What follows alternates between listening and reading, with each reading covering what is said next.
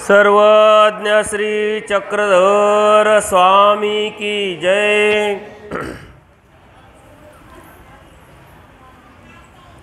आजच्या या अन्नदानाच्या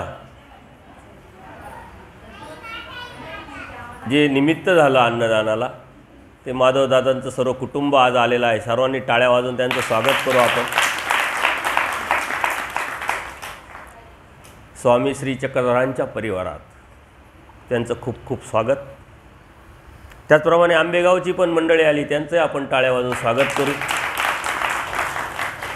श्रीकृष्ण मंदिर ट्रस्ट, त्याचप्रमाणे सर्वदिशा वासनिक मंडळ यांच्या वतीने 12 ऑगस्टपासून या कार्यक्रमाचं आयोजन केलेलं आहे। स्वामी श्री चक्रधरांनी नित्य व अनादीचे जे 4 पदार्थ सांगितले, जीव, देवता, प्रपंच आणि परमेश्वर, त्याचं कार्यकारण स्वरूप आपण लक्षण बघतो आहे। जीव, देवता, प्रपंच याचं कार्यकारण स्वरूप लक्षण बघितल्यानंतर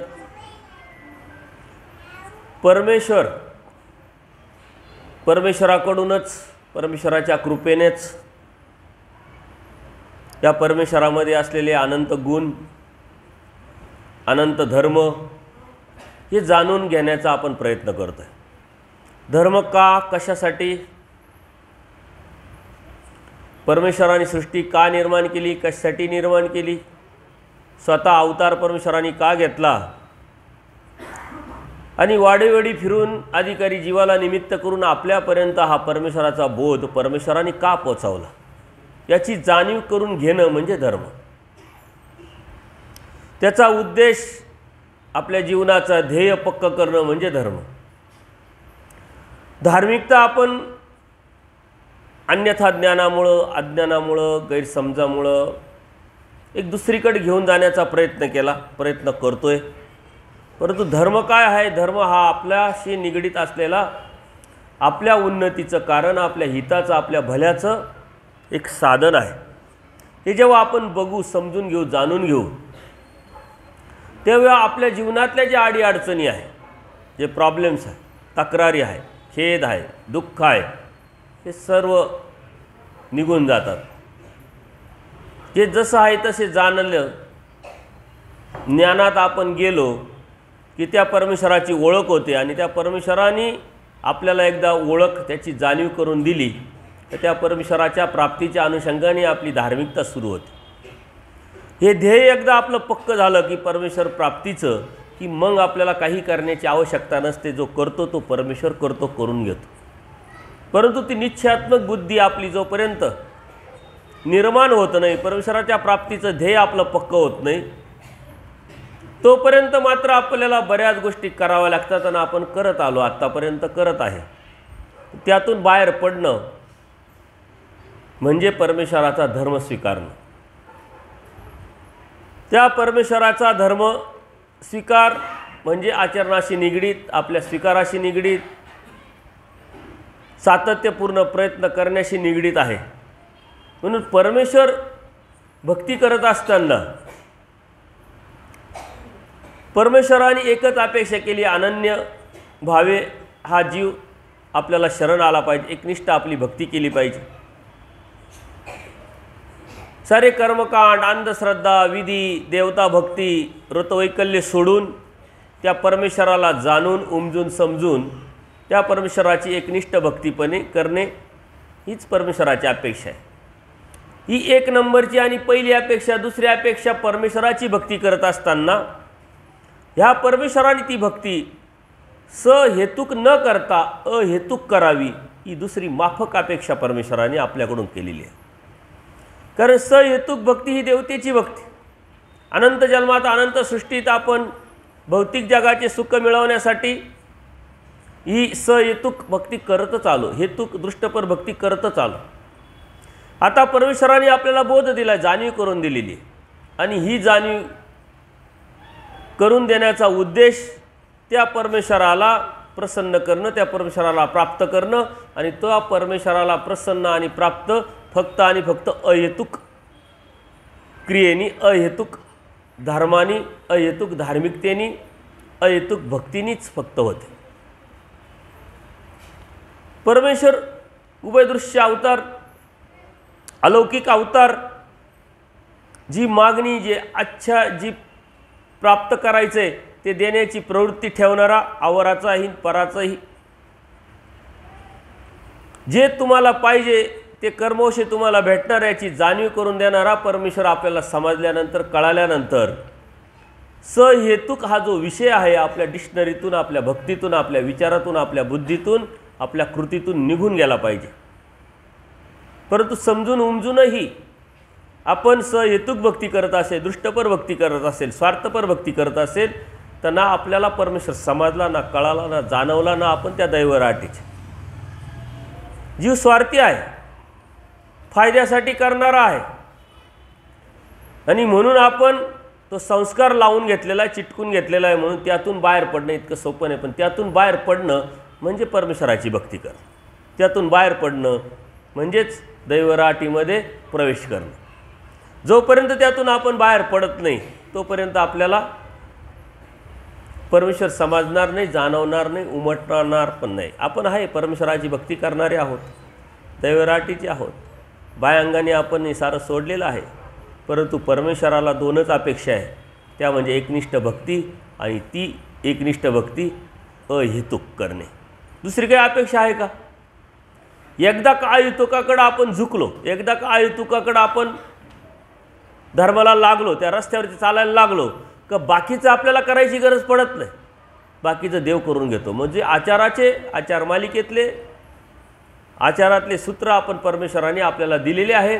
ते सूत्र अगदीच आपल्याला सोपे वाटते, कारण ती आता परमेश्वराची जबाबदारी ठरेल. सहेतुक आणि अहेतुक एकदा कळलं, दृष्टपर अदृष्टपर एकदा कळलं आणि त्या परमेश्वराच्या खावणीला आपण उतरलो की मग परमेश्वर संयोग, योग, साह्य, मायेच्या माध्यमातून परमेश्वर आपल्याकडून करून घेतात. मग प्रेमाचे उपाय असेल, ज्ञानाचे उपाय असेल, अहेतुक क्रिया असेल, ज्ञानप्राप्ती असेल, प्रेमप्राप्ती असेल, हे परमेश्वर करून घेतात. आपल्या आवाक्यात ती गोष्ट नाही, जीवामध्ये तेवढी ताकद नाही, तेवढं सामर्थ्य नाही की त्या अहेतुक क्रिया करावी, ते परमेश्वराने स्वीकारावी, परमेश्वराने ज्ञान द्यावं, प्रेम द्यावं, आपण परमेश्वराला प्राप्त कराव्या. जीवाच्या अधिकारातला विषय नाही, जीवाच्या सामर्थ्याचा विषय नाही. हे परमेश्वर जाणीजे, परमेश्वर पाविजे. जाणीव तोच करून देतो आणि प्राप्तीलाही तोच नेत असतो. जीवाची जी कड आहे ती एकदा जीवानी केली तर मात्र परमेश्वराची जी कड आहे ती परमेश्वर करणारच आहे. कारण एक कड तर परमेश्वराने केलेली आहे, ती म्हणजे बोधाची, जाणीव करून देण्याची.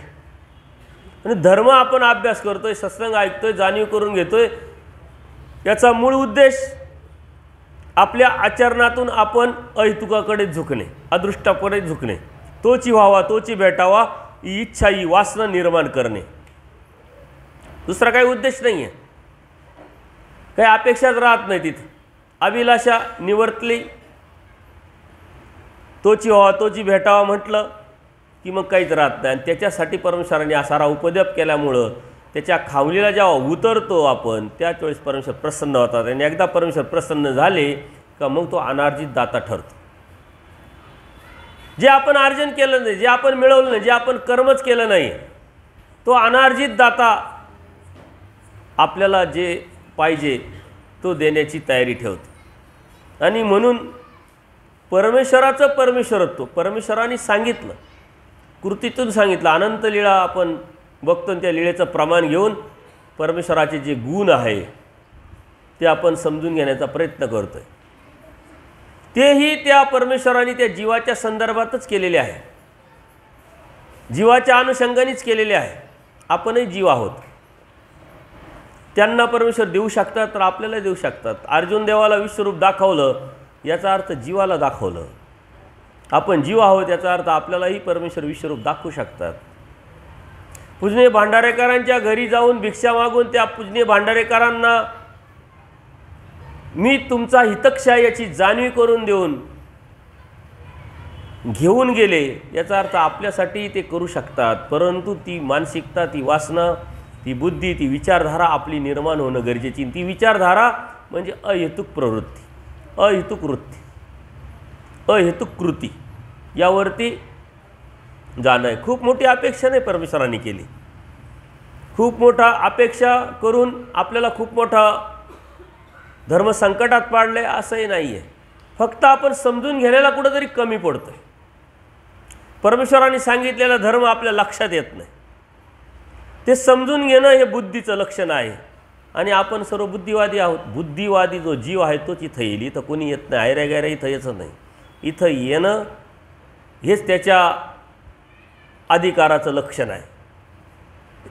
इथं प्राप्त करणं, इथं स्वीकारणं आणि त्या रस्त्यावरती चालण्याचा प्रयत्न करणं हेच त्याच्या अधिकाराचं लक्षण आहे.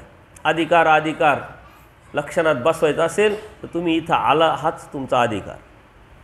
आता अधिकाराच्या गोष्टी अनाधिकाराच्या गोष्टी करूच नका, कारण अधिकार प्राप्त करून दिला आहे परमेश्वराने.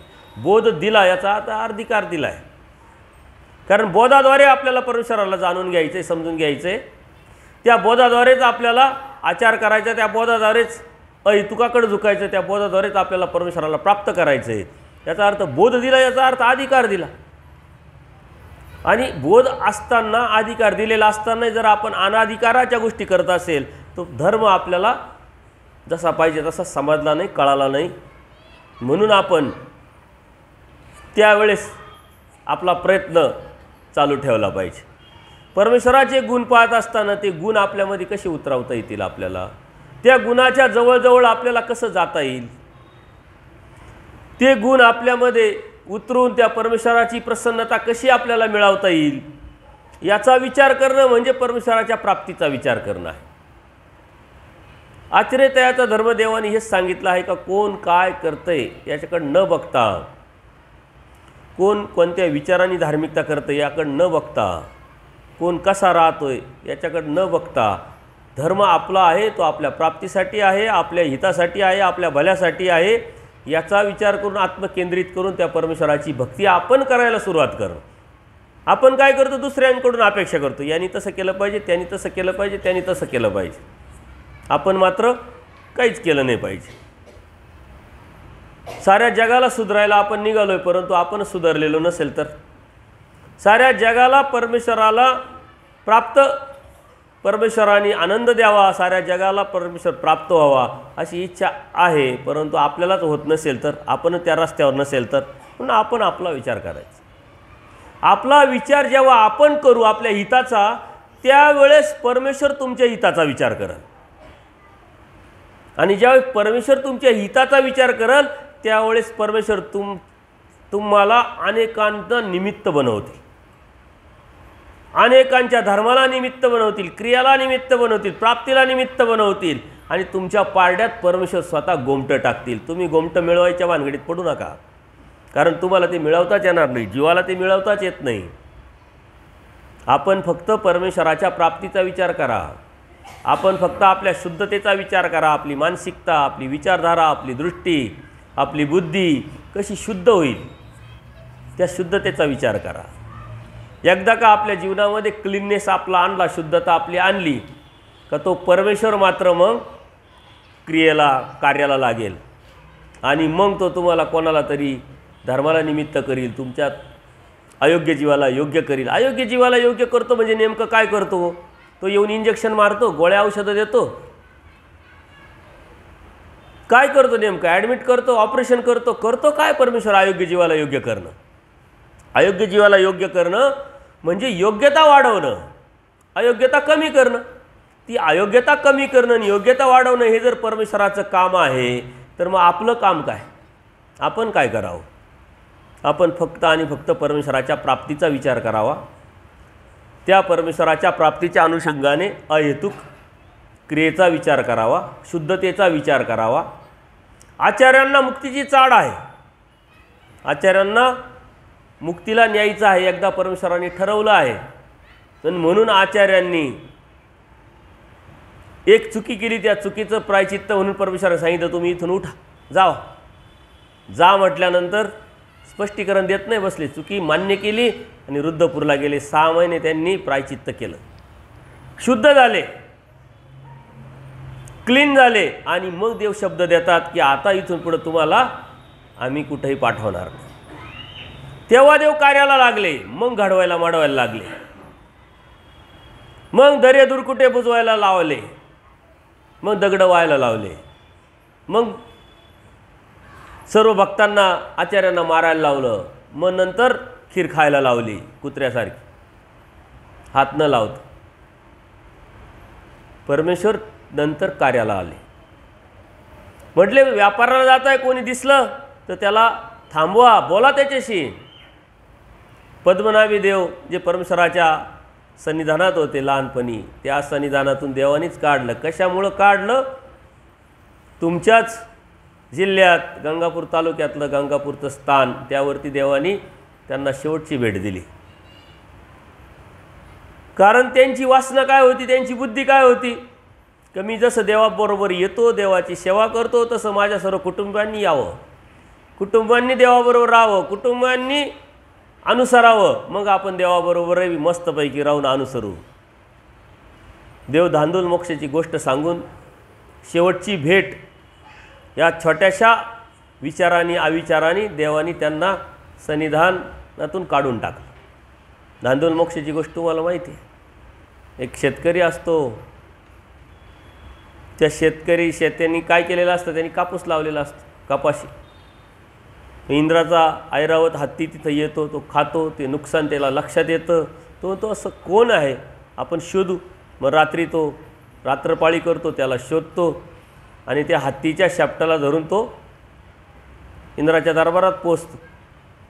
पोचल्यानंतर तो तक्रार करतो. इंद्र म्हणतो, अरे तक्रार करू नको, ओरडू नको, तुझं काय नुकसान आहे, तेवढं सोनं घेऊन जा. मग ते सर्व सोनं तो घेऊन येतो खाली. जाऊ कसं म्हणे, जसा आला तसा. आता तुला भरपाई दिली, आता आमच्या हत्तीला खाऊ दे, चरू दे म्हटलं. तो परत येतो, त्याची जीवनामध्ये बदल होतो, श्रीमंती येते, काम न करणं, मौज मजा करणं. शेजारी एक म्हातारी असते, तिच्या लक्षात येतं का धांदूल बाबा तर धांदूल दादा काही काम नाही करत, पण पैशात आला आहे, मजा केली, नवे कपडे आले, गोडधोड खायला लागला आहे, डावलात फिरायला लागला आहे. माणसाच्या खिशात पैसे आले का त्याचं वागणं, बोलणं, चालणं सर्व बदलतं, चालणंसुद्धा बदलतं. म्हातारी माणसे कसे राहतात, अनेक अनुभव असतो त्यांना, त्यांच्या लक्षात येतं. मग ती म्हातारी काय गुपचूप त्याला बाजूला घेते, गुपचूप विचारते, धांदूल दादा काय प्रकार आहे हा, आम्हालाही सांगा थोडं तुमचं रहस्य. याला वाटतं सांगून टाकू. आईने विचारलं एवढं प्रेमाने. तो म्हणे असं असं झालं, आता कोणाला पटेल का हे. म्हातारी म्हणते का की केस काय सफेद असेच झाले काय, कितीतरी पानकाळे तुझ्यापेक्षा जास्त पाहिले. तू म्हणतो हत्ती आला आणि मग त्याची शेपट धरली आणि तो इंद्राचा हत्ती होता आणि तिकडं गेलो आणि सोनं आणलं. वेड्यात काढायची कामं बंद करा. त्याच्या लक्षात येतं की अरे माझ्याकडे पैसा आला, श्रीमंत आली, माझ्या जीवनात बदल झाला आणि जे माझ्या जीवनातली घटना घडली ती मान्य तर कोणीच करत नाही, मग उपयोग काय त्या घटनेचा. तो सांगत सुटला सर्वांना. आपणही तसंच करतो ना, सांगत सुटतो. क्रेडिट घ्यायचं, त्याला क्रेडिट पाहिजे आणि गुपचूप पडायचं ना, पैसा भेटला आहे आपलं, पण क्रेडिट पाहिजे. त्या क्रेडिटच्या पाठीमागं लागला तो. साऱ्या गावाला कळतं. ते म्हणले असं आम्ही मान्य नाही करणार. त्याला मूर्खात काढलं. म्हणजे वेळ आहे काय.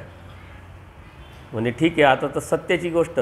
जेव्हा इज्जतीचा प्रश्न येतो तेव्हा माणूस मग पेटून उठतो. तो पेटला आणि सर्वांना म्हणे चला मग आमच्याबरोबर, हत्ती येईल, मी शेपटील धरील, तुम्ही मला धरा. ते अशी सारी साखळी तयार झाली. म्हातारी बरोबर होतीच. म्हातारी म्हणे किती कपाशीचा किती सोनं देतात. त्याने हात सोडला, सारे पडले, कोणाचे गुडघे फुटले, कोणी मेले, कोणाचा हात तुटला. हे सांगतंय कोण? स्वामी श्री चक्र. कोणाला सांगतंय? पद्मनाभी देवाला. अरे वेड्या म्हणे, प्रत्येक जीव हा स्वतंत्र आहे. तू त्यांना घेऊन येण्याचा विचार करतोय, ते येणार नाही आहे, हे लक्षात घ्या. ते येणार नाही आहे. तुम्हाला जायचं तर जा, परवानगी भेटलेली आहे. पण आपल्याला ती बी डाऊट येतो, आपलं खरंच परवानगी दिली का खोटी दिली, का मनापासून दिली, का चेष्टेने दिली, का गमतीने दिली. दिली ना, गमतीनं देव तर चेष्टेने द्या. तोच पटकन संधी पकडायची आणि पळायचं. परंतु नको, रिस्क आपण अजिबात घेत. पद्मनाभी देवाला डायरेक्ट सन्निधानातूनच काढून टाक. आणि तोच पद्मनाभी देव, त्याचे वडील कोण होते? सावकार होते, व्याजाने पैसे देणारे. आता त्याच्यानंतर याच्या हातात कारभार आला. तो चालला होता वसुलीला. दुसऱ्या गावात जायचं, पैसे नाही दिले तर माणसं मारायचे, झोडायचे, मर्डर करायचे, अशा हेतूनी हिंसा करायची, अशा हेतूनी चालला होता. देव दयाळू माळू कृपाळू. आपण तेव्हाचे ते लक्षण पाहिलेले. तो पद्मनाभी देव जाणार आहे देवाला कळालं. त्याच वेळेस आचार्यांना व्यापाराला देव पाठवतात. आचार्य म्हणतात कोणी जर दिसलं तर त्याला थांबवा. आचार्य रस्त्याने जात असताना आता पद्मनाभी देव सावकार आत्ताच्या वेळेस कसे असतात, आपल्याकडे गाड्या असतात, ही गाडी ती गाडी ती गाडी, भारी गाडी, जेवढी भारी गाडी तेवढा श्रीमंत माणूस, त्याच्यावर कर्ज किती का असे ना, हप्ते थकलेले का असं ना, परंतु आपल्याला दिखावा पाहिजे ना, बाहेरून बाय अंगाने. तो जाम होईल राहतो, परंतु सांगल कोणाला. त्यावेळेस बी श्रीमंतीचं लक्षण काय होतं, पालखी असायची, मागं पुढं माणसं असायचे.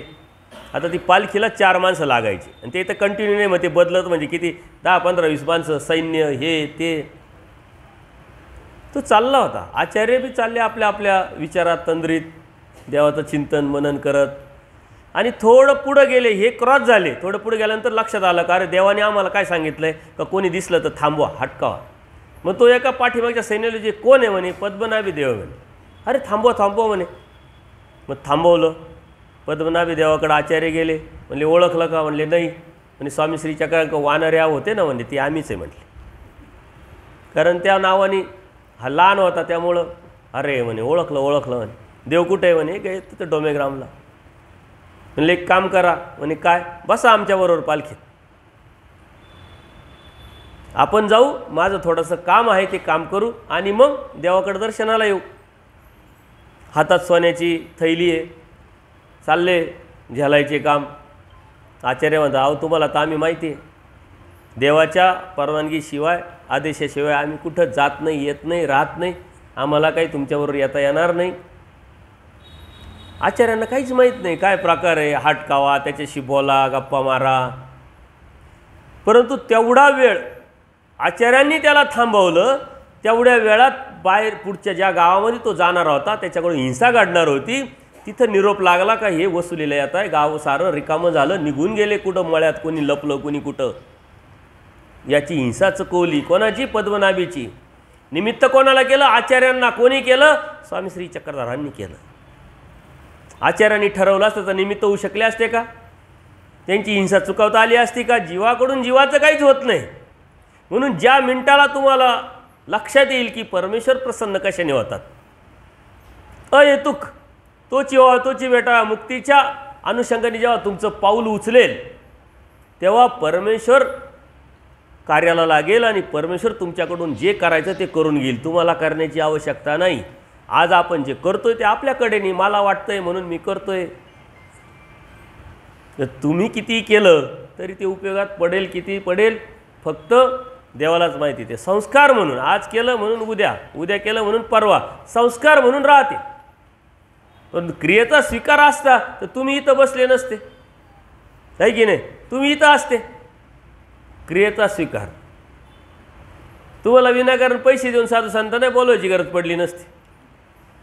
तुमच्यातच मग सांगायचं काम चालू झालं असतं. हा बदल जो आहे परमेश्वराला अपेक्षित असलेला बदल तो परमेश्वर करून घेत असतो. परंतु त्यासाठी जी पार्श्वभूमी आहे, जी जमीन आपल्याला सुपीक बनवायची आहे, ती जमीन म्हणजे आपलं जीवन शुद्ध करणं हे आपल्या हातात आहे. ते जीवन आपलं हेतुकाकडून अहेतुकाकडे नेणं हे आपल्या हातात आहे. ते एकदा केलं की मग परमेश्वराचं कार्य सुरू होतं आणि आपण त्या परमेश्वराच्या कार्याला परमेश्वराने करावं याची संधीच देत नाही. सारं तर दिलं आहे देवानी, पण देवाला संधी देत नाही कार्याला येण्याचं. अशा अनेक वेळेच्या माध्यमातून आपल्याला सांगता येईल का देव निमित्त करायचे भक्तांना आणि त्यांच्या माध्यमातून त्यांच्या पारड्यात गोमटे टाकायचे, त्या अयोग्य जीवाला योग्य करायचे. आचार्यांनी प्रायचित्त करून आल्यानंतर मग आचार्यांना घडवलं, मडवलं, बदलवलं आणि तो बदल आचार्यांपर्यंत आचार्यांचा प्रवास करत गेला. देवाने सांगितलं आचार्य नरक. आचार्य घाबरले. आचार्य नरक पहिल्या दिवशी सांगतात, दुसऱ्या दिवशी आचार्यांना या आचार्य हो. त्यांच्या मनात धस्स आलं की आपल्याकडून काहीतरी चुकी झाली. काल देवाने सांगितलं आचार्य नरक, मला आचार्य म्हणता, याचा अर्थ आम्ही नरकात जाणार, अक्षम्य चूक झाली आमच्याकडून. म्हणले तैसा तू आचार्य नव्हे, तू तसा नाही आहे म्हटले, तू आवर धर्मापासून काढणारा परधर्मी लावणारा आचार्य आहे. तसं आपण झालो पाहिजे. देवाला गॅरंटी वाटली पाहिजे, देवाला ट्रस्ट निर्माण झाली पाहिजे का तैसा तू नव्हे. त्या देवाला जेव्हा गॅरंटी येईल तेव्हा तुम्हाला काही करायचीच गरज नाही, देव सारा करून घेणार. देवाच्यावरती आपण भरोसा ठेवून जेव्हा चालायला लागतो तेव्हा देव आपण करून घेणार. आपण देवाला करण्यासाठी संधीच देत नाही. म्हणून आपण परमेश्वराचे गुण पाहत आहोत आणि त्या गुणामध्ये आपण सकाळी काय बघितलं? कृपा गुण अत्यंत महत्त्वाचा. देवाजवळ नसती कृपा, जर यदा कदाचित देवाजवळ नसती कृपा तर उदास माय बापा, तो परमेश्वर उदास असते. आणि मग ते कैसे आपलेपण, कैसे आपले उद्धार. आपलं ना उद्धार झाला असता ना परमेश्वराने आपल्याला आपलं म्हटलं असतं. कृपा ही अत्यंत महत्त्वाची आहे. कृपेला वश होऊन परमेश्वर कार्य करतात आणि कृपा आहे म्हणून परमेश्वराकडे करुणा पण आहे. या जॉईंट असते, एक मुख्य असते एक अनुषंगिक असते. दया मुख्य, माया अनुषंगिक, कृपा मुख्य, करुणा अनुषंगिक. ह्या ज्या गोष्टी आहे ह्या जॉईंट आलेले गुण आहे परमेश्वराचे. करुणा, आपण म्हणलं करुणा कर, याच्यावर दया कर. तुझ्यामध्ये काही कारुण्य आहे की नाही? म्हणजे तुझ्यामध्ये जी हृदयाचं जे काय म्हणतात त्याला बालिशपण, हृदयाचं निरागसपण, ते जर असेल तर आपल्याला दुसऱ्याविषयी लगेच आत्मीयता वाटते. एखादं लहान मुलं असतात ना, गरीब माणूस चालला, कोणीतरी अडचणीचं संकटात, त्याला लगेच वाटतं की आपल्याला असं असं करायला पाहिजे, त्यांना मदत करायला पाहिजे. आणि आपण जरड झालेलो आहे, आपल्याला काहीच परिणाम होत नाही आपल्यावर, आपल्यावरती परिणामच होत नाही, कारण आपलं हृदय काठिन्याने निर्माण झालेलं आहे. आपण विषय व्यवस्था करून टाकतो की नाही नाही त्यांनी ते जोडलेलं आहे, त्यांनी ते कर्म केलेले, उलट त्याला मदत केली तर एखादी देवता आपल्या बोखंडी येऊन बसेल. मानवता, माणुसकी आपण वासनात गुंडाळून टाकलेली. परंतु कोणत्या हेतूने करायचं, कोणत्या भावनेने करायचं, कोणत्या उद्देशाने करायचं, जर निरपेक्ष भावनेने जर करत असाल तर ते परमेश्वराचंच कार्य, परमेश्वराचीच अप्रत्यक्षरित्या इनडायरेक्ट ती खावणी आहे. लक्षात घ्या, सकळ जीवाचं चिंतन करतो. परंतु आपण त्या चौकटीत अज्ञान अन्यथा ज्ञानामुळं अडकलेलं, त्याच्या बाहेरच पडत नाही. सकाळीच मी ते हत्तीचं सूर सांगितलं. आपली एक मानसिकता तयार झालेली आहे. त्यांनी समजून घेतलं आहे का माझ्या पायात साखळी आहे, तो पाहण्याचा विचारसुद्धा करत, मला ती तोडता येणार. एक मानसिकता पक्की झालेली आहे, त्याचा माइंडसेट झाला आहे, जो प्रोग्राम आहे तो फिट झालेला आहे. तसा प्रोग्रामिंग माइंडसेट आपला झाल्यामुळं आपण पलीकडचं काय आहे, कशातून काय मिळणार आहे आपल्या लक्षातच येत नाही. आणि म्हणून आपणही परंपरागत चालत राहिलं. अनंत जन्म गेले, अनंत सृष्टी गेल्या. आज संधी आहे, अलौकिक अवतार आपल्या समोर आहे. आचार्य सांगतात या अवताराकडून जर तुम्ही उद्धरले नाही तर कोणत्याच अवताराकडून उद्धारणार नाही. अप्रत्यक्षरित्या आचार्यांचं मुख म्हणजे देवाचं मुख, कारण वर दिलं आहे देवाने आचार्यांनी. हा आता काय येथे स्वतःचं बोलेल, हा येतीतच बोलेल म्हटलं, देवातच बोलेल, जे देवाला अपेक्षित आहे तेच बोलेल. म्हणून आचार्य अप्रत्यक्षरित्या परमेश्वर काय सांगतात, आमच्याकडून जर तुम्ही उद्धारले गेले नाही तर तुम्ही कोणत्याच अवताराकडून उद्धारले जाणार नाही. कारण उभयदृश्य अवतार, अलौकिक अवतार, जी उद्धरणी व्यसनीय अवतार, कशाची अपेक्षा नाही, उपाधिमंत नाही, सर्वसामान्यातल्या सर्वसामान्याच्या घरी जाऊन त्याची योग्यता करणार, मातंगासाठी महाजनांना सोडून बाहेर येणार आणि लाडू देणार. सारे बसलेले श्रीमंत महाजन ब्राह्मण मंडळी, परंतु बाहेर मातंग वाट पाहत आहे. औसा मातेने सांगितलं, सर्वांना सोडलं आणि त्यांच्याकडे गेले. सर्वसामान्यातल्या सर्वसामान्य जीवाचा उद्धार करणाऱ्याचं व्यसन घेऊन जो परमेश्वर अवतारला तो आपल्याला भेटला, आणि त्या अवताराकडून जर आपण उद्धरलो नाही तर मात्र आपला उद्धार कधी होईल याची देवही ग्वाही देऊ शकत नाही, देवही नाही, तर ते कर्मावर अवलंबून आहे. पूज्य भांडारीकरांचं शेवटचं दिवस आलेले, आजारी पडलेले, देवाने त्यांची सेवा केलेली आहे आणि स्वामी श्री चक्ररावांच्याच मांडीवर त्यांचं देहावसन होत असताना देव म्हणतात तुमची काळवंचना करू, पुढं ढकलू तुम्हाला. म्हणले परत हीच मांडी आणि हेच अवतार हेच मुख भेटेल का, ते आम्ही सांगू शकत नाही. देवता अनार्जित दाता आहे, का नाही सांगू शकत? ते तुमच्यावरती अवलंबून, त्या जीवावरती अवलंबून. जर भांडारेकर म्हणतात जर तुम्ही ग्वाही देत नसाल तर आम्हाला उद्याचं काय घेऊन होते, आयुष्य काय उपयोगाचं? आजच आत्ताच याच मिनिटाला असंच आम्हाला घेऊन. परमेश्वर ज्याची ग्वाही देऊ शकत नाही त्याची कोणीच ग्वाही देऊ शकत. मग परमेश्वर म्हणतात या अवताराकडून नाही उद्धरले, आमच्याकडून तुम्ही नाही उद्धरले. मग याचा अर्थ काय? परमेश्वराने दिलेली आपल्याला शेवटची संधी, आज नाही तर कधीच नाही, आत्ता नाही तर कधीच नाही. यासाठी आपण उठलो पाहिजे, यासाठी आपण चालायला लागलो पाहिजे. यासाठी जेव्हा उठाल आणि चालायला लागाल त्यावेळेस देव सारं करून घेणार. जबाबदारी देवाची. अनुसरल्याचं जीणं मरणं परमेश्वराच्या हाती. आपण म्हणतो गरम पाणी भेटेल का आणि शिरा भेटेल का आणि खायला भेटेल का?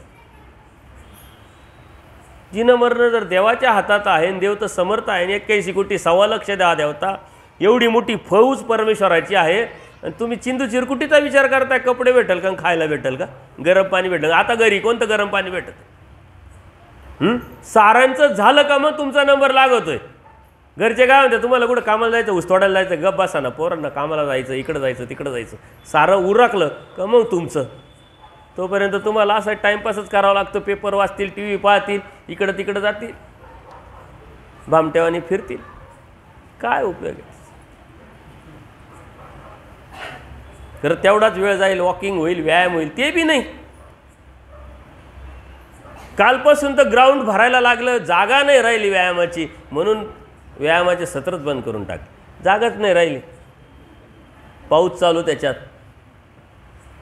तिथं असंच बसण्यापेक्षा 2 तास बाहेर फिरा मोकळ्या हवेमध्ये.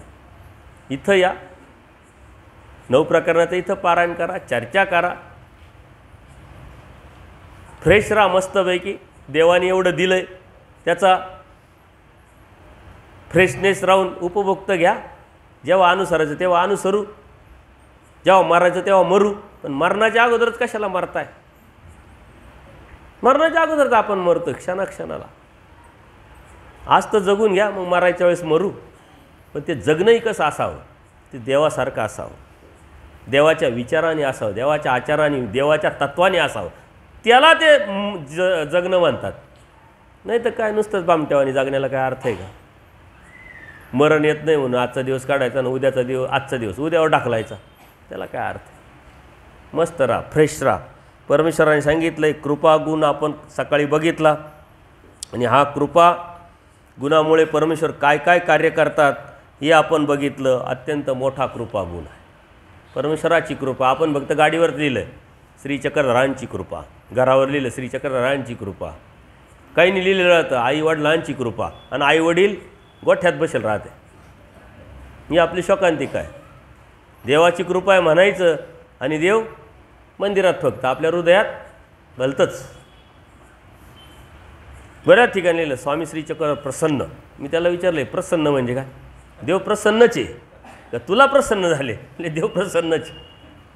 प्रसन्न झाले म्हणजे काय? गाडी घ्यायची अवकातच नव्हती बाबा, गाडी आली. घर बांधायची अवकात नव्हती, घर आलं, सारं आलं, देव प्रसन्न झाले. त्याच्यासाठी देव प्रसन्न झाले काय? हे तर तुझं कर्मवश भेटणारच होतं. पण यातून पुढं ढकल, याला तुला देवानी 10 वर्षापूर्वी तुला गाडी येणार होती, पण आजच देऊन टाकली.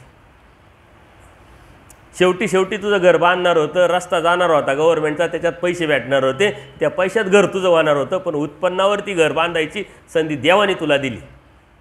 जे उद्याचं ते आजच दिलं आहे. पण कशासाठी दिलं आहे?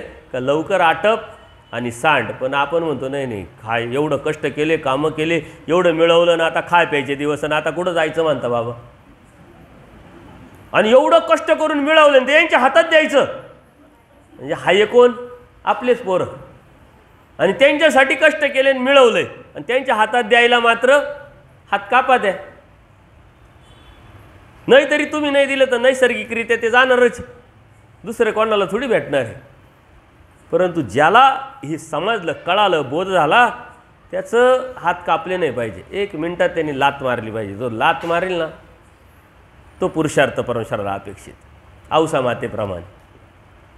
औसा माता लहानपणीच विधवा झाल्या. मुलाला वाढवलं, त्याचं लग्न केलं देव धार्मिकता करत असताना ते संस्कार असल्यामुळं एक साधू जात असतात, घरातलं धान्य घेतलं थोडंसं, त्या साधूला वाढलं, दिलं. मुलगा आला आणि कोणाला विचारून दिलं? तुला रिकामी उद्योग सांगितले कोणी? बसल्या बसल्या आम्ही कष्ट करायचे, धान्य गोळा करायचे, तू वाटायचं. अरे मी लहानचं तुला मोठं केलं, कष्ट केलं.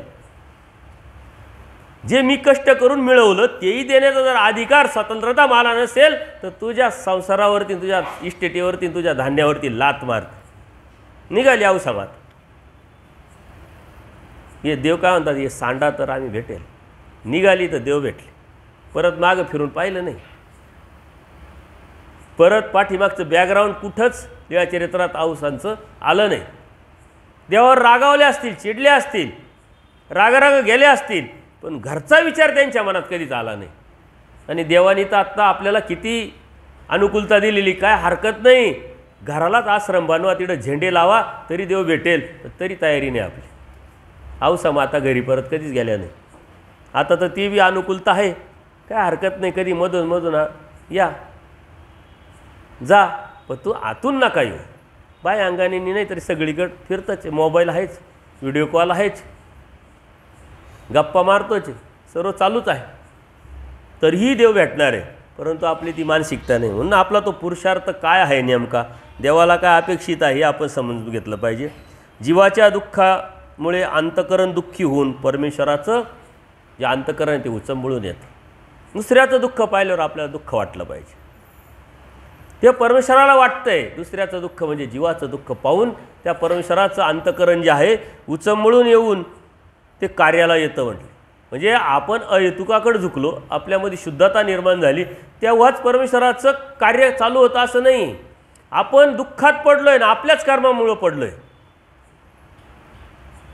तरीही परमेश्वर कार्याला येतो त्यातून काढण्यासाठी, त्यातून आपल्याला निघावून काढून सुखाला नेण्यासाठी, प्राप्तीला नेण्यासाठी. तेव्हा तो परमेश्वर कार्याला येतो. आणि ते कार्याला येणं म्हणजे करुणा आहे. कृपेच्या पुढं करुणा आहे. ती करुणा आपलं दुःख पाहून परमेश्वराची निर्माण होते. ती करुणा ही जी आहे ती कृपेचीच आनुषंगिक गुण आहे, कृपेच्या पलीकडचा गुण आहे. त्या कृपेला कामाला लावणारा गुण आहे. करुणा निर्माण होत असते या जीवाचं. दुःख बघून स्वतः सतत या जीवाला या दुःखातून बाहेर काढण्यासाठी चिंतन करत राहणे आणि त्या चिंतनातून सर्व कार्य करणे हे परमेश्वराच्या करुणेचं कार्य आहे. बाईसांची योग्यता होती, पात्रता होती, प्रेमाचे अधिकारी होते, परंतु त्यांनी जे जोडलेलं होतं असंत कर्म, अडथळे, ते त्यांना अडचणीचे होतात. 6 महिने देवाने चिंतन केलं. त्या चिंतनातून त्यांचा जी अयोग्यता आहे ती नासली, योग्यता निर्माण केली. आणि आता प्रत्यक्ष गेल्याशिवाय जे नासणार नव्हतं त्याच्यासाठी 3-3 दिवस अपमानही सहन केला. आपलं देव चिंतन करत असतील. कधीतरी आपल्याला एकांतात जेव्हा बसल्यानंतर स्मरण करत असताना, देवाला आठवत असताना असा सहजच मनात विचार येऊन जाईल, गेला पाहिजे की खरंच देव आपल्याला आठवत असतील का, देव कोणत्या प्रांती असतील, कोणत्या अवसरी असतील. एवढ्या अनंत जीवामध्ये मला तोडकं मोडकं ज्ञान, माझी तोडकी मोडकी क्रिया, तोडका मोडका भाव, माझं अस्तित्व काहीच नाही,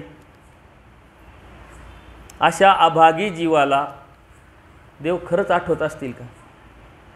देवाच्या त्या डिक्शनरीमध्ये, देवाच्या त्या लिस्टमध्ये माझं कुठंतरी नाव असेल का.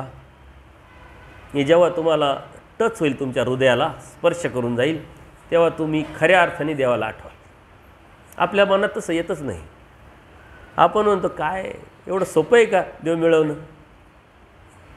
एवढे मोठे मोठे पडले ना, आपली काय गंती आहे. परंतु आपल्या मनाला तो प्रश्नच येत नाही, प्रश्न निर्माणच होत. जर आपलं दुःख पाहून देवाला उचंबळून येतं आणि कार्याला येतं तर आपल्यावर दुःख असतात, अडीअडचणी असतात, संकट असतात. कधीतरी असं त्या दुःखाला आवळत बसण्यापेक्षा आपण जातो स्थानावरती, विडा वाहतो, हे दुःखातून मला बाहेर काढावं.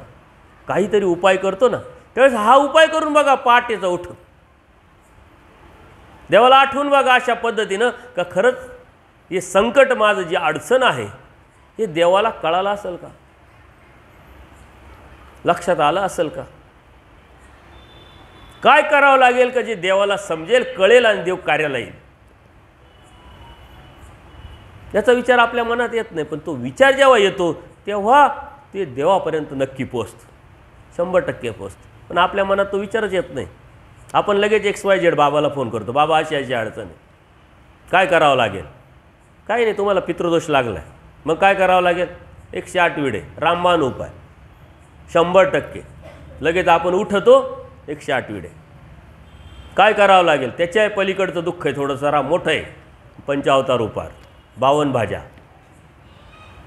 त्याच्याही पलीकडचं आहे 51 साधू, पारायणाला बसावं लागेल, ते बी महास्थानाच्या ठिकाणी.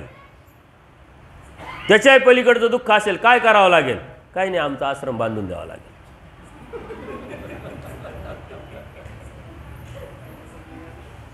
ज्याला फोन करायचा त्याला करत नाही आणि भलत्याला फोन केले तर या डिमांड येतच राहणार आहे, त्याच्यात आपण फसतच राहणार आहे. असं वाटू द्या ना कधीतरी का देव पर आहे, सगळ्यांच्या पलीकडे चैतन्य अपर परमेश्वर, तो देव श्री चक्रधर, सकळ जीवाचं रक्षण, सकळ जीवाचा उद्धार. त्या सकळ जीवामध्ये मी येईल का, येतोय का, आहे का, असेल का. एखादा निरोप एखाद्या व्यक्तीकडे तुम्ही देतात XYZ, तुम्हाला मनात येतं ना, आला मी तर निरोप दिला होता, फोन तर यायला पाहिजे होता, मग यांनी खरंच निरोप दिला की नाही, त्याच्यापर्यंत तो निरोप गेला की नाही, विचार करता की नाही. मग तुम्ही काय करता, कन्फर्म करता, ज्याच्याकडे निरोप दिला त्याला फोन करा, अरे निरोप दिला होता, तो दिला का नाही. इथं तर कोणीच एजंट नाही आहे, इथं कोणीच वकील नाही आहे, इथं डायरेक्ट कनेक्शन आहे. फक्त मनात आर्तता निर्माण करायची आहे, कोणी मध्यस्थी नसल्यामुळे डायरेक्ट परमेश्वराकडे कनेक्शन लागणार आहे. आणि मग परमेश्वर काय म्हणतात, धीराचं धीर धर, आहे मी आहे, सर्व करता तो. आणि एकदा का ती भावना मनामध्ये तो माइंडसेट झाला की तुम्हाला काहीही करायची गरज नाही. देव करणार आहे. एकदा आत्मविश्वास निर्माण झाला का फक्त तुम्हाला उठायचे आणि कार्याला लागायचं, प्रयत्न करी दैवाचं साई. अनाथ व्हायचंय, देव म्हणतात मी नाथ होईल, फक्त आपल्याला अनाथ व्हायचंय. मी वज्राचा पिंजरा तुझ्या आजूबाजूला निर्माण करील, फक्त तुला मला शरण यायचंय. हे तर शरण आल्या काय म्हणून आपल्याला तेच करता येतं. देवाने सर्व सांगितलं आहे, परंतु आपल्याला ते करताच येत नाही, निर्माणच करता येत नाही. आपण दुसरीकडे चाललो आहे. ह्या बाबाकडे फोन केला, ते नाही पटलं का मग दुसऱ्याला करतो, दुसऱ्याकडून 4 जणांना करतो, 4 जणांचं ऐकतो, कन्फर्म मला फोन करायला करतो. कन्फर्मसाठी मला आता फोन करायची लोकांची एक मानसिकता झाली. बाबा अशी अशी अडचणी, या बाबाला असं सांगितलं, त्या बाबाने तसं सांगितलं, त्या बाबाने तसं, आता काय करू म्हटले बाबा. म्हटलं काहीच करू नको, पहाटे उठ, स्मरण कर, देवाकडे रड, सांग, प्रार्थना कर. त्यांनी तुमचा उपाय आमच्याच्याने होणारच नाही, ज्याच्यात खर्च होणार नाही, ज्याच्यात एनर्जी वेस्ट होणार नाही, ज्याच्यात कोणत्याही प्रकारची मानसिकता नाही, त्रास होणार नाही आणि लोकांना दिसणार पण नाही. तो काय उपाय असतो काय. उपाय हा तर इथून किती किलोमीटर जायचं आणि तेवढं करायचं. मग तो व्हिडिओ काढणार, मग ते लोकांना कळणार, मग नातेवाईकांना समजणार. त्या आडीच्या अडचणी दूर हो का न हो, पण करण्याची मानसिकता. आपण फसतोय, आपल्या लक्षातच येत. देवाने आपल्याला फसवण्यासाठी बोध नाही दिला आहे. देवाने आपल्याला फसवण्यासाठी सृष्टी नाही निर्माण केली. देवाने आपल्याला फसवण्यासाठी अवतार नाही घेतला आहे. हे करुणेचं कार्य परमेश्वराचं सातत्यपूर्ण चालू आहे. आपल्याला जेव्हा बी संकट, आडी अडचणी, त्रास होईल त्या मिनिटाला परमेश्वराचं कार्य चालू होऊन जातं. कोणाच्या तरी माध्यमातून, कोणाच्या तरी निमित्तातून देवाचं हे कार्य अखंडितपणे चालू आहे, पण ते आपल्या लक्षात येत नाही. जेव्हा ते लक्षात येईल तेव्हा काही करायची गरजच वाटणार. जेव्हा ते लक्षात येईल तेव्हा ते देवाच्या लक्षात येईल. आपल्या लक्षात येईल तेव्हा ते देवाच्या लक्षात येईल. आणि मग म्हणशील देव हा माझा झाला, हा माझा झाला, ही जबाबदारी माझी. आता योगक्षेम वाम्यहम. एक तर देवाचं व्हा सारं, मग जबाबदारी परमेश्वराची. आपण देवाचं होत नाही आणि परमेश्वराची जबाबदारीची आठवण करून देत राहतो. एवढं करतो तरी देव करीत नाही, एवढं करतो तरी देव करीत नाही. देवाचं हो, मग आपोआप देव करेल. द्रौपदी माता देवाची झाली, मग द्रौपदीला मदतीला देव आले ना. जोपर्यंत देवाची नव्हती तोपर्यंत देव आले नाही, येऊ शकत नाही. पहिले देवाचं होतं. द्रौपदी माता काय कुठं विडा व्हायला गेली होती का? मनोमन असं ठरवलं होतं का देवा जर आला तर मग 105 विडे 108 विडे वाईल, अन्नदान करील, पंचावतार उपहार करील. तेव्हा तर पंचावतार उपहार करणं एकच अवतार माहीत होतं द्रौपदी माता. तिनं मनोमन काहीच ठरवलं नाही, मनोमन काहीच प्रार्थना केली नाही, मनोमन काही लालच पण दिली नाही. मनोमन काय केलं की फक्त आता मी तुझी आणि तू माझा आहे. माझी लाज आता माझी राहिलीच नाही. आता माझी लाज ही तुझी आहे, त्याच्यामुळं तुझं काय करायचं ते तू ठरव. तुझं काय करायचं ते तू ठरव, कारण मी माझी नाही. एवढंच केलं ना, प्रार्थना केली तर देव आले. मग आता आपलं संकट जेव्हा आपण देवाचं होतो ते आपलं राहील का? तुझं संकट आहे तू पाय, तुझी अडचण आहे तू पाय, तुझा प्रॉब्लेम आहे तू पाय. करील का नाही देव? देव तर समर्थ आहे. पण आपण काय करतोय? माझं आहे, देवाचं नाही आहे. एकाला म्हटलं अहो देवानी एवढं सांगितलं आहे, बोध झाला आहे, जरी तुम्ही असे कर्मकांड करता, विकल्प करता. म्हटले नाही, म्हणे काही अडचण आली तर उपाय तर करावा लागेल. डोकं दुखायला लागलं आपण डॉक्टरकडे जात नाही का? म्हटलं उपाय करतो ना. म्हणले कोणी सांगितलं? म्हणे ज्यांनी केलं त्यांनी सांगितलं. म्हणले जर अडचणी आल्या तर उपाय करावा लागेल. म्हटले धागेदोरे करावं लागेल, काहीतरी करावं लागेल. म्हटले देवाला मिळवण्यासाठी आणि देवाकडून साई मिळवण्यासाठी फक्त स्मरण करायचं राहतं, देवाला आठवायचं राहतं. तोच सर्वात मोठा उपाय म्हटले. बाकीचं हे काही करायची गरज नाही, कारण तो चांगला सूत्रपाठ वाचणारा, अभ्यास करणारा. आणि एकदा त्याच्याकडे गेलो, त्याच्या गळ्यात काय होतं? ताईत होता. ताईत. म्हटलं कधीच ताईत नसतो त्याच्या गळ्यात. ताईत हा काय प्रकार आहे? म्हणजे काहींच्या गळ्यात चिठ्ठ्या असतात बघा. तुमच्या इकडं नाही आहे ते, दिसतं ते. आमच्या इकडं लई आहे. सुकेण्याला चिठ्ठ्या, बैलाच्या गळ्यात चिठ्ठ्या, मांजरीच्या गळ्यात चिठ्ठ्या, नांगराला चिठ्ठ्या, घराला चिठ्ठ्या, टी व्हीलाही चिठ्ठ्या, गळ्यातही चिठ्ठ्या. 25 पैशाची चिठ्ठी 10 रुपयाला विकायची. प्रॉफिट किती मोठा आहे. त्याच्या गळ्यात ताईत. म्हणे असं असं झालं, म्हणे अडचण आहे थोडीशी. मग ते बाबाकडे गेलो. 8,000चा ताईत आहे म्हणे भाऊ. अरे बापरे. म्हणलं मी 8 नाही 10,000 देतो तुला, तू ताईत काय त्याच्यात काय आपण पाहू. तो पाहिला, त्याच्यात काहीच नव्हतं. 5 नामाची चिठ्ठीन त्याच्यात आतमध्ये घातलेली होती आणि ताईत गळ्यात बांधून दिला होता. अरे ते 5 नामं तुझ्याकडे अगोदरच आहे. चिठ्ठी तर मी प्रॅक्टिकल ऑनलाईन 2-3 जणांच्या गळ्यातून काढल्या. आहे का आता एखादी चिठ्ठी गळ्यात एखाद्याच्या? लगेच ऑनलाईन काढू आपण. काही नसतं, पेपरचा कागद असतो, चिठ्ठी असती. काही आहे का तुमच्या गळ्यात चिठ्ठी? दाखवा. थोडा ते आणा इकडं. टेन्शन न घेऊ, काय झालं तर मला होईल.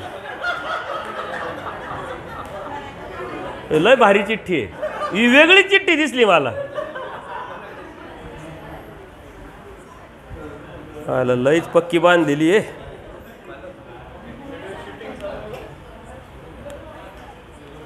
ही कोणी दिली? कोणत्या साधूने दिली? नाव नका सांगू. साधूनीच दिली ना. पण मग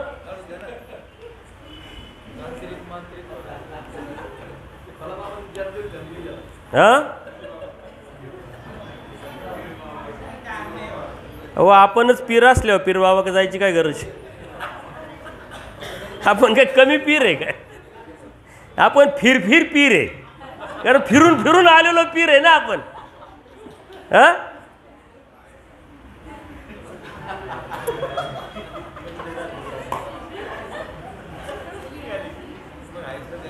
रवी काय रे फाटतो काय याच्यामध्ये? पाय तरी एकदाच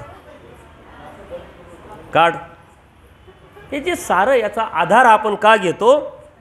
तर देव आपल्याला कळत नाही, देव आपल्याला समजत नाही, देव आपल्यासाठी काय करतोय, काय करणार आहे याची जाणीव आपल्याला नाही आहे. डॉक्टरकडे जाता तुम्ही, एक आत्मविश्वास असतो का गेल्यानंतर तो डॉक्टर आपल्यासाठी काहीतरी करेल आणि आपल्याला वाचवेल, आपली जखम बरी करेल, आपला आजार बरा करेल, आपलं दुखणं बरं करेल. म्हणून त्या डॉक्टरकडे जातात ना. तुमच्याकडे सर्वात मोठा डॉक्टर आहे, अनंत ब्रह्मांडांचा नायक, सर्वात मोठा डॉक्टर. त्या डॉक्टरकडे जाताना तुम्हाला आत्मविश्वास नाही पाहिजे का माझं दुःख, माझ्या अडचणी, माझे संकट दूर होतील असं? आणा इकडं, आणा इकडं.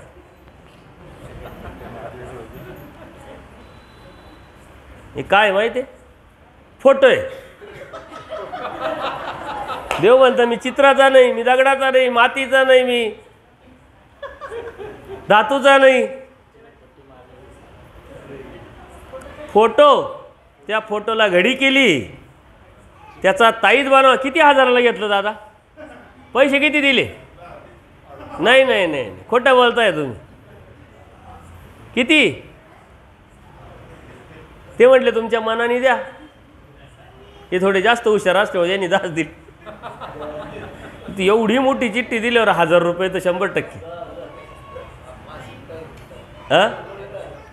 या साऱ्या भंपकगिरीला आपण बळी पडतो, अंधश्रद्धेला आपण बळी पडतो. होऊ द्या, मला होऊ द्या. अजून कोणाचं काय काय असेल तर द्या, मला देऊन टाका. शेवटच्या दिवशी आपण एक उपक्रम राबवणार आहे. तुम्ही तुमच्या चिठ्ठीवर लिहायचं.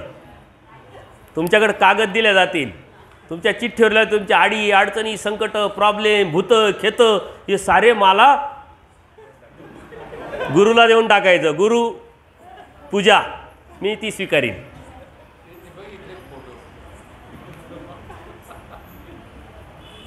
या भंपकगिरीतून बाहेर पडणं म्हणजे परमेश्वराची भक्ती करणं. या अंधश्रद्धेतून, या कर्मकांडातून, या विधीतून बाहेर पडणं म्हणजे परमेश्वराची भक्ती करणं. एकीकडे सांगायचे आनंद ब्रह्मांड नायक सर्व समर्थ तो, त्याच्यावर मात्र विश्वास नाही. चिठ्ठ्या चुठ्ठ्या, धागे दोरे, एक तर उपदेशाच्या हातात मी बांधले, 400-500 दाग पाहिले मी त्याला. त्याच्याकडे एवढा मोठा गठ्ठा. ले काय, मला वाटलं काही शोचं असेल. नाही म्हणे जरा इकडं तिकडं गेलो होतो, त्यांनी ते बांधलं. तुझ्याकडे नाम आहे? अरे ते नाम कोणाचं आहे?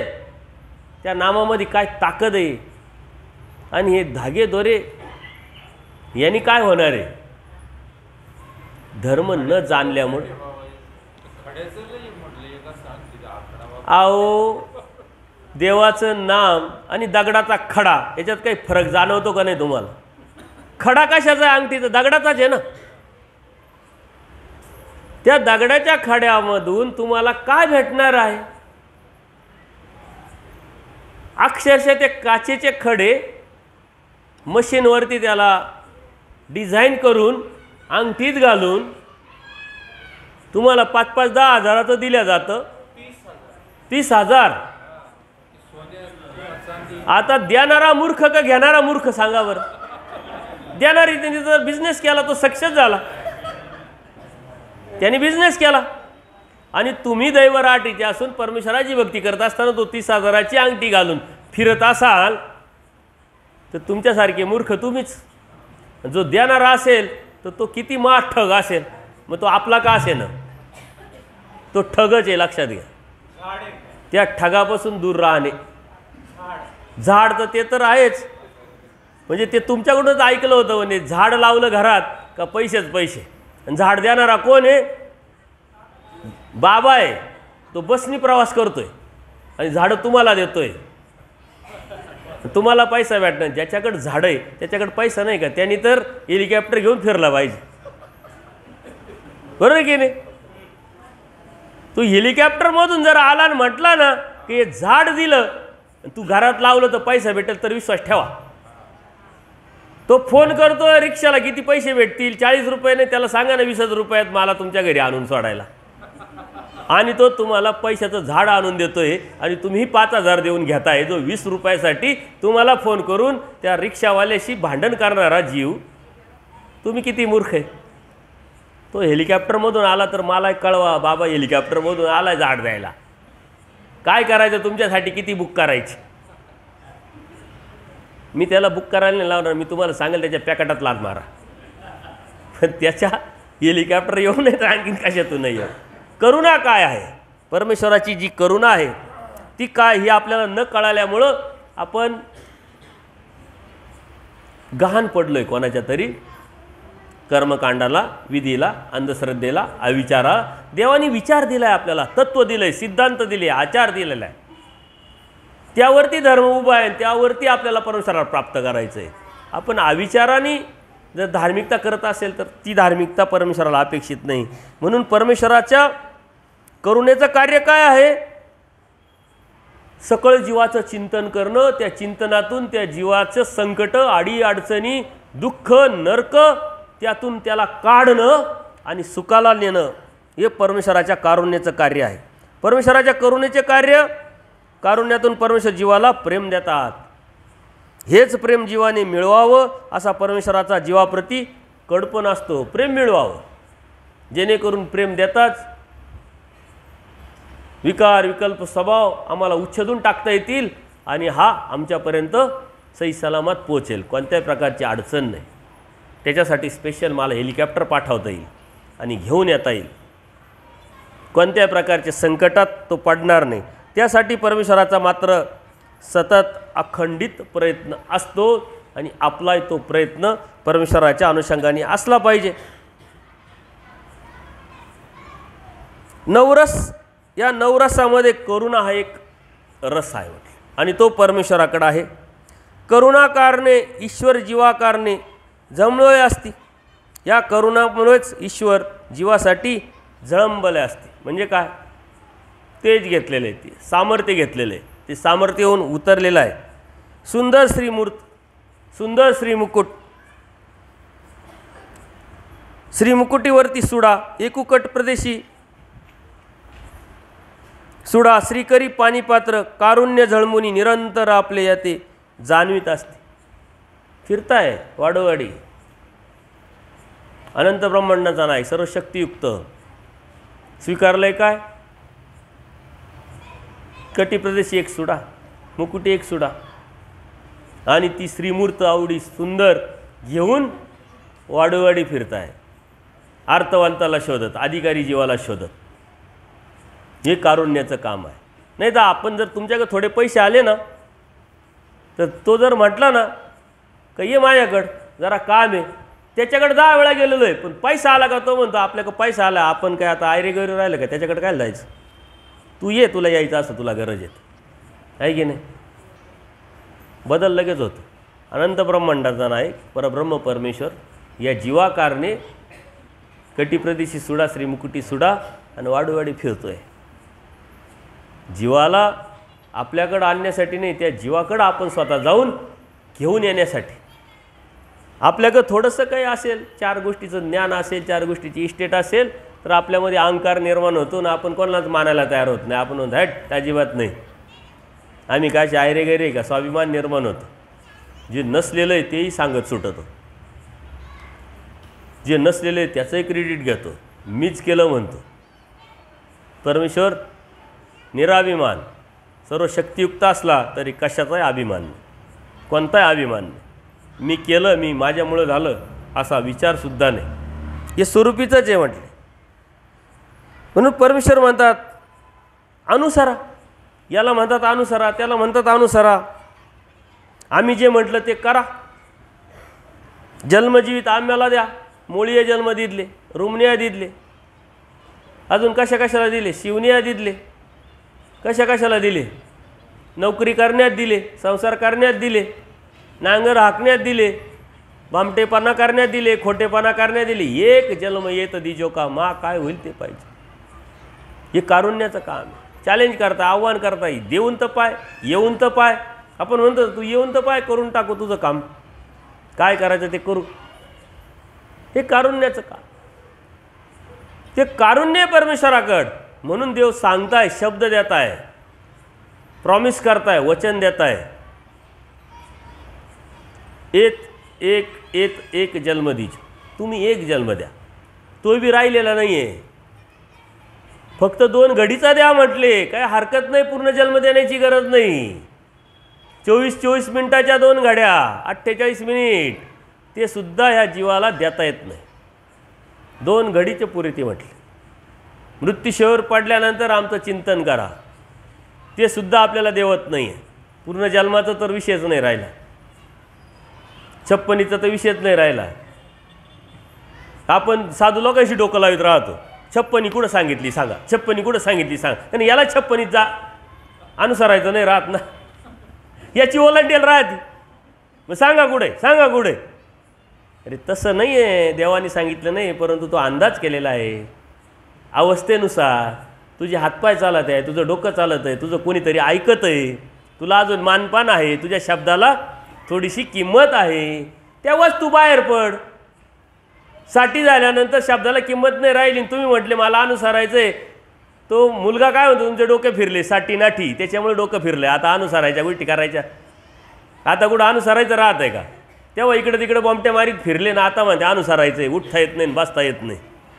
जोपर्यंत किंमत आहे तुमच्या घरामध्ये तुमची, तुमच्यामध्ये तुमची, तेव्हा अनुसरायचं आहे. ती छप्पनी आहे. कंपनी असेल, गव्हर्नमेंट सर्वंट असेल, ठरवलं आहे ना 58ला रिटायरमेंट, ठरवलं आहे की नाही? तिथं का बरं ठरवलं आहे? 58ला काय माणूस म्हातारा होतो का? काम करू शकतो, अजूनही 10 वर्ष करू शकतो. वास्तविक त्याच्यावरती ठरवलं पाहिजे, त्याच्या मनावरती नाही पाहिजे की तू किती वर्ष काम करू इच्छितो तेवढं वर्ष काम कर आणि तेव्हा तू निघ. मग तू 58ला 56ला निघ, 54ला निघ, नाही तर 70ला निघ. करू शकतोय तर कर, पण नाही. जर असं ठरलं तर मरेपर्यंत आपण कामच सोडलं नसतं. मेलं का मग काम सोड, कशाला सोडायचं? बळच 58ला आपल्याला काढून देते, तसं एक सोडलंच नसतं. स्वच्छ निवृत्ती घ्या, स्वच्छ निवृत्ती घ्या, VRS घ्या, तरी लोक घेते नाही. 2-2 वर्ष म्हणे आम्हाला फुकट पगार दिला. मग फुकट पगार का दिला? तुम्ही जावं एकदाचं, तुम्ही जातीच नाही, मग एकदाचं घ्या आणि निघा. नावीला झाला, मजबूर झाले ते, त्यांनी उपकार नाही केला आपल्यावर.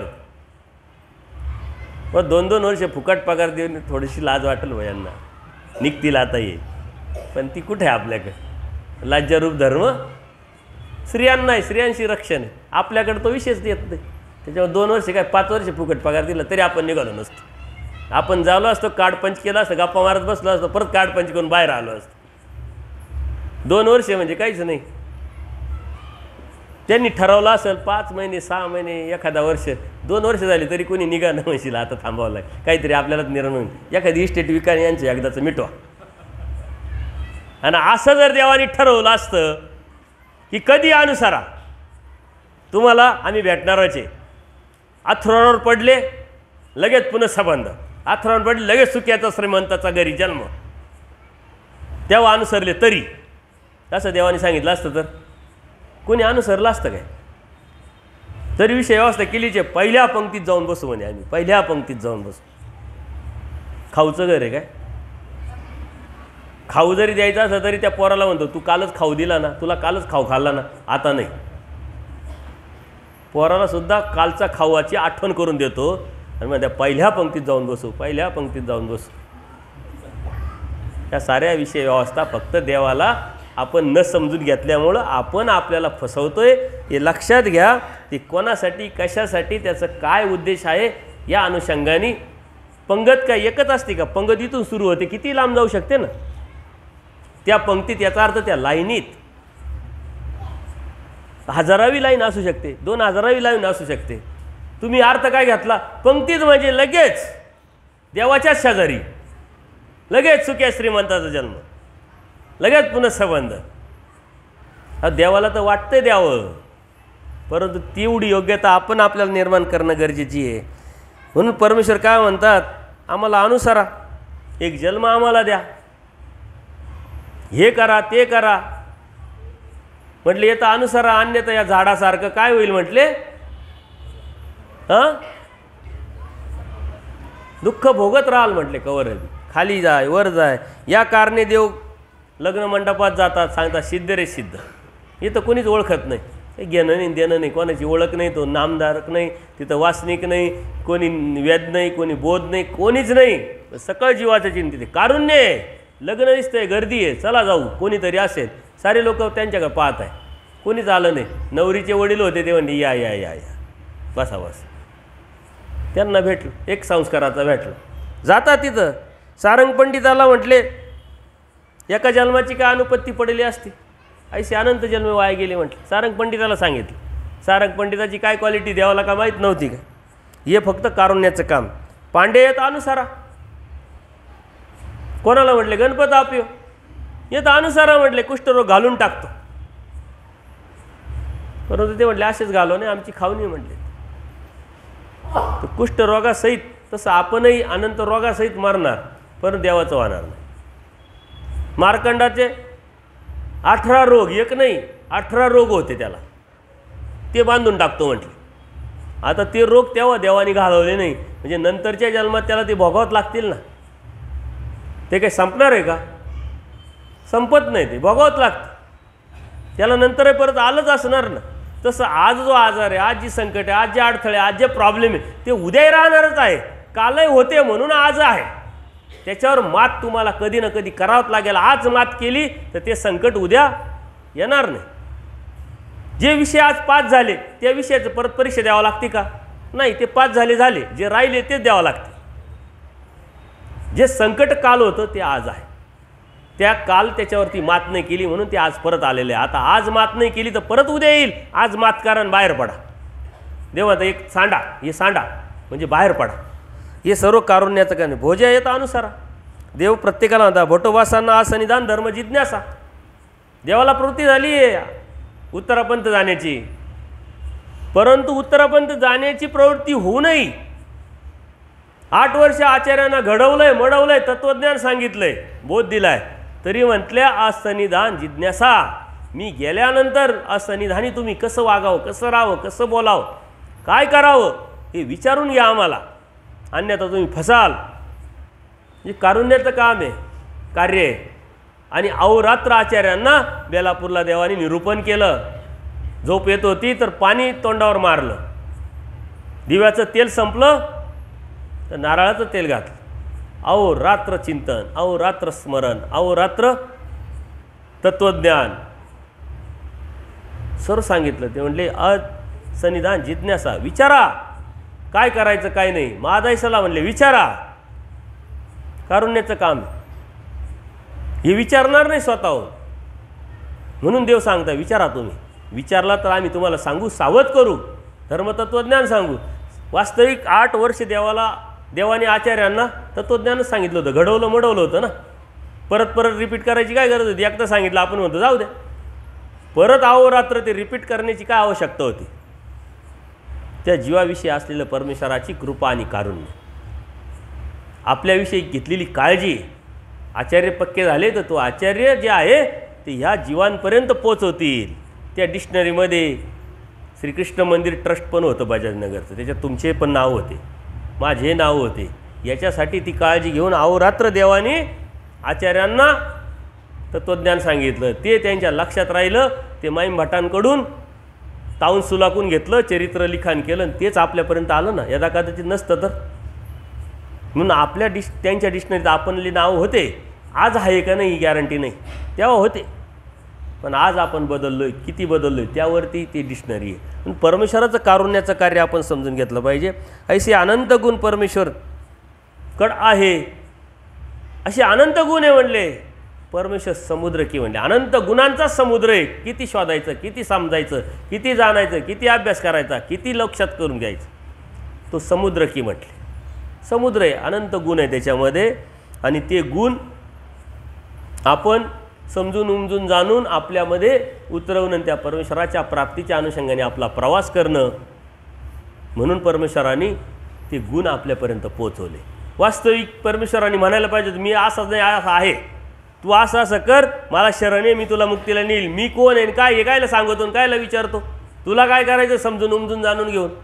आपण कधीतरी कोणीतरी म्हणतंय ना तुला काय करायचं, मी कोण आहे काय, तुझं काम झालं ना मग बस, असं म्हणतो की नाही आपण.